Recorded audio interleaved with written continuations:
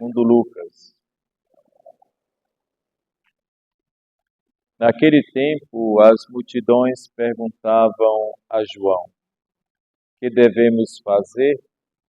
João respondia: "Quem tiver 2 túnicas, dê uma a quem não tem. E quem tiver comida, faça o mesmo." Foram também para o batismo cobradores de impostos e perguntaram a João: "Mestre, que devemos fazer?" João respondeu: "Não cobreis mais do que foi estabelecido." Havia também soldados que perguntavam: "E nós, que devemos fazer?" João respondia: "Não tomeis à força dinheiro de ninguém, nem façais falsas acusações, ficai satisfeitos com o vosso salário." O povo estava na expectativa e todos perguntavam no seu íntimo se João não seria o Messias. Por isso João declarou a todos: "Eu vos batizo com água, mas virá aquele que é mais forte do que eu. Eu não sou digno de desamarrar a correia de suas sandálias. Ele vos batizará no Espírito Santo e no fogo. Ele virá com a pá na mão, vai limpar a sua eira e recolher o trigo no celeiro, mas a palha ele a queimará no fogo que não se apaga." E ainda de muitos outros modos, João anunciava ao povo a boa nova. Palavra da salvação.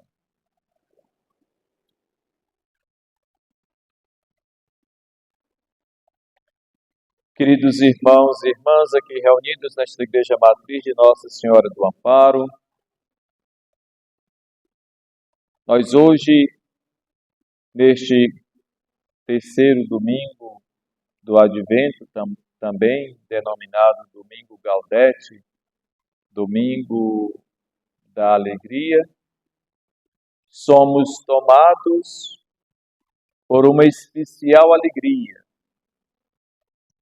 que não é o resultado de felicidade propriamente mundana, ou de conquistas, ou celebrações efusivas, mas de uma alegria ímpar, em razão de um acontecimento que está para além da nossa intimidade, está para além do nosso subjetivismo, eu diria também do nosso individualismo.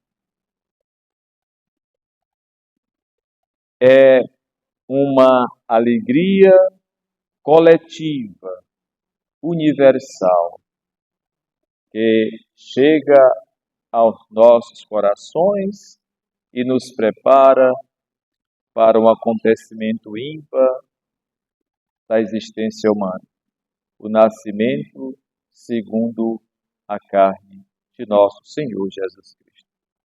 Nas 2 primeiras semanas do Advento, nós lembrávamos a sua vinda no final dos tempos. E aí, penso que a nossa mente ainda está bem coesa nesse sentido, por lembrar que essa conexão nós a fizemos ainda quando finalizávamos o ano litúrgico com a solenidade de Cristo, Rei e Senhor do Universo, quando Cristo será tudo em todos. Em conexão íntima com aquele acontecimento, as 2 primeiras semanas do Advento têm por si esta recordação, ou seja, nós nos voltamos para a expectativa da vinda gloriosa do Senhor nos últimos tempos. A autoridade que o Pai reservou a si, mas a Igreja, como mãe mestra, pela ação do Espírito Santo, nos pede encarecidamente que estejamos numa eterna atitude de vigilância, vigiando e interpretando os sinais dos tempos segundo a nossa fé. Estas 2 últimas semanas, cujo início se dá hoje, nós voltamos a nossa espiritualidade para o nascimento de Cristo em nossa carne, nas circunstâncias históricas do seu nascimento. Por isso, a leitura primeira do profeta Isaías fala desta alegria da restauração, do reinício, das alegrias que brotarão de Sião, agora tendo a sua história reconstruída sob o prisma daquele que é o Salvador de nossas almas. Por isso lembrava, ainda na introdução desta reflexão, que é uma alegria de natureza objetiva, que envolve toda a realidade humana. Não se trata de uma alegria, como já falamos, individual, mas de uma alegria universal. Deus quis que a história humana, tão carregada pelo sofrimento e por lágrimas, como nós mesmos dizemos ao recitar a Salve Rainha, nós que vivemos em meio a esse vale de lágrimas, fosse acompanhada de um anúncio de felicidade, como que um fio de esperança que perpassa toda a Sagrada Escritura. Um fio porque se trata de um povo que, no meio de outros povos, imersos nas trevas do pecado e da morte, é mensageiro da luz e da esperança, cuja fidelidade a Deus se manteve de pé em meio aos sofrimentos. Vejamos como o profeta Sofonias expõe claramente para seus contemporâneos esta profecia de caráter messiânico.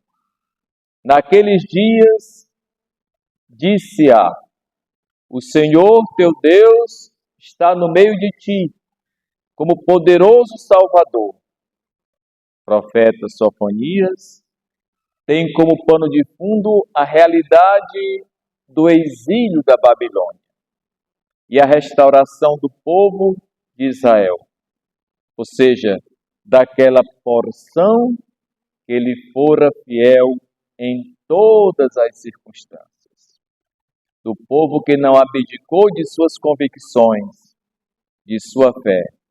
É uma mensagem de esperança dirigida aos que sobrevivem àquele momento de drama humano. O motivo de tanta alegria e festa reside no fato do Senhor ter cancelado o sofrimento, afastado os inimigos, e Ele mesmo é o Rei de Israel. O Senhor celebra como júbilo e esperança o recomeço da história e a reconstrução de um novo tempo. Às vezes, debruçado sobre esta passagem do profeta Sofonias, nós podemos nos perguntar: vale a pena ser fiel? Claro que vale. Nós podemos dizer que vivemos um grande exílio e que somos todos os dias bombardeados por propostas, apelações, felicidades neste mundo, retorno imediato, lucro sobre lucro, enfim, somos felizes. E, às vezes, o preço desta fidelidade às coisas desse mundo está em detrimento das convicções de nossa fé. E nós, às vezes, nem hesitamos. Caímos como uma armadilha nas mãos do inimigo. E aí, nesta hora, nós podemos pensar: mesmo no meio desse vale de lágrimas, dessas provações, de ventos soprando de todos os lados, permanecermos fiéis a Deus, vale a pena sim. O povo da antiga aliança, que fora fiel a Deus, garantiu a herança da fé a nós ao longo dos anos. E Deus não abandonou o seu povo. Veio sempre em seu socorro, veio sempre em seu auxílio. Daí fez aparecer os profetas, como tantos que desfilam agora neste tempo do Advento, como que porta-vozes de Deus, para incentivar a necessidade de cultivar a fidelidade a Deus. Chegamos à conclusão de lições para a nossa vida desta primeira leitura. Mesmo em meio a este vale de lágrimas, a esta apelação que o mundo faz de felicidade a todo custo, tenhamos sempre presente que a felicidade eterna não vale um minuto de satisfação dos desejos momentâneos. Ou seja, os momentos, os prazeres do mundo não são comparáveis com as realidades da vida eterna. Por isso vale a pena ser fiel, sim. Deus não esquece aqueles que lhe são fiéis. Na segunda leitura desta Santa Missa, a comunidade de Filipos vivia na certeza de que a chegada do Senhor estava próxima. Paulo escreve que a fé na vida do Senhor deve manter a comunidade centrada na prática da misericórdia, na moderação, sem inquietudes, na oração, em súplica e na constante ação de graças. Sem o sobressalto do imediatismo ou daquelas promessas vãs que ludibriam, que nos enganam. Sem elas, a vinda do Senhor, do fim dos tempos, não deve ser vista como algo terrível, mas como um milagre em acontecimento. Aliás, numa alegria que se dá e se aproxima a cada dia. Por isso é o Senhor que guarda-nos na sua paz, que ultrapassa todo o entendimento, que guarda os nossos corações e pensamentos para o seu dia. Portanto, caminhemos à luz do Senhor e com a alegria própria do cristão. No Evangelho, Lucas coloca para nós uma palavra de João quando estava no deserto batizando, e às margens do Jordão, algumas pessoas buscavam especulações sobre a sua pessoa, se era ou não o Messias. Vejamos aqui algumas categorias de pessoas que procuravam por uma orientação.